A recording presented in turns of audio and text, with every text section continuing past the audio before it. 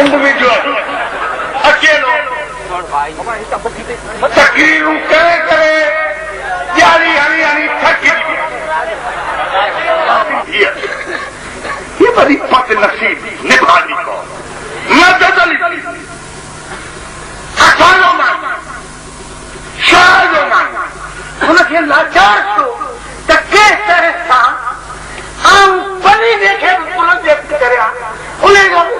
Photo देखे ये ॾिठो आहे असांजे सिंध जो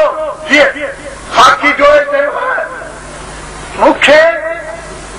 हाण त घुर्जे थी असांखे आज़ाद वठण उन जी असां अॼु टोड़ी फाटक जे अज़ीम मैदान ते गॾु आहियूं जंहिं मैदान ते खून जो नज़ारो ॾेई असांजो नौजवान हिन धरतीअ खे रेट ॾेई विया ऐं इहो चिटो करे विया त क़ौमूं नंगनि ऐं दंगनि ते सिर ॾींदियूं असां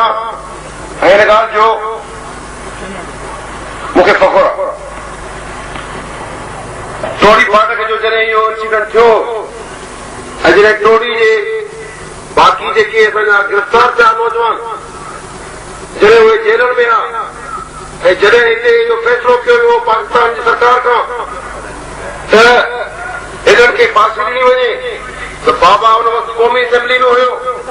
ऐं हुन बाक़ाइदे इहो ऐलान कयो हो त जेकॾहिं तव्हां असांजे शागिर्दनि खे नौजवाननि खे फांसी ॾिनी त पोइ बेगैर सिंधी तव्हांजी क़ौमी असेंबली में वेठो अची मोड़ ते जेको जलसो करायो आहे सभिनी दोस्तनि खे हिते कुझु फाल्ट ज़रूरु महसूस थिया हूंदा उन लाइ असां मज़रत कयूं असां इंतिहाई मुख़्तसर अरसे में ऐं मुख़्तसर वसीलनि हीउ प्रोग्राम जेको आहे असां अरेंज कयो आहे ऐं असां उमेद था कयूं इंशाअल्लाह अज़ीज़ अॻे साल जॾहिं हीउ प्रोग्राम थींदो तमामु सुठे नमूने थींदो जीअं सिंधु देश जीअं साईं असांजे अॻवान मोहतरम गुल मोहम्मद जखराणी जी अॻवानी में सिंध यूनिवर्सिटी खां सीएमसी नवनि आयल दोस्तनि जे आज्ञाणे में असांजो मरकज़ी प्रेसिडेंट शरीक थियण वञी रहियो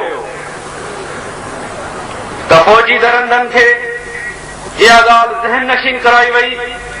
त सॼी जीएसएन तहरीक जी मुकमिल क्रीम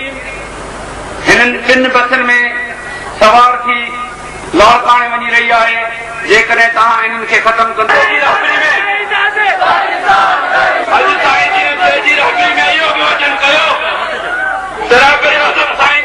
जो पैगाम खणी जंग में वञी तहरीक खे मज़बूत ऐं मुनज़िम कंदासीं ऐं उन खे एतिरो ऑर्गनाइज़ कंदासीं जो जॾहिं चाहियूं दुश्मन सां जंग जो करे सघूं उन करे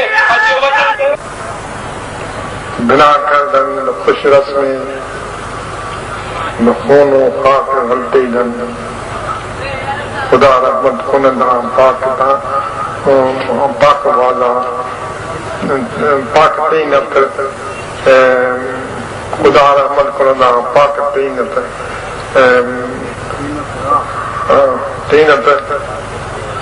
खुदा रहमत खुनंदा पाक तीन तीन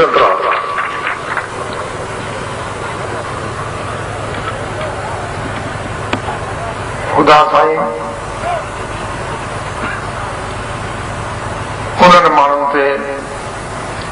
वॾी रहमत करे थो जे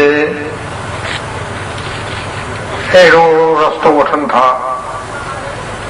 पंहिंजो खून मिटीअ में मिलाए जो पंहिंजे वतन जे आज़ादी जे लाइ मशले सां थी कम अचे ऐं उहो सलो पोखींदा जीअं सले पोखण सां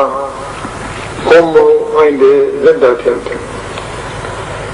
हिते टोड़ी जी फाटक ते असांजे नौजवान मां केतिरा शहीद थिया ऐं केतिरा जेलनि में पिया जे अञा ताईं जेलनि में आहिनि। उन्हनि हिकिड़ो अहिड़ो मिसाल क़ाइमु कयो आहे जो बाइस फ़ख्रु आहे। उन्हनि सिंध जे आज़ादी जे लाइ जो सलो पोखियो आहे पंहिंजे खून वारे सो इंशाअल्लाह आईंदे हली रंग लाईंदा।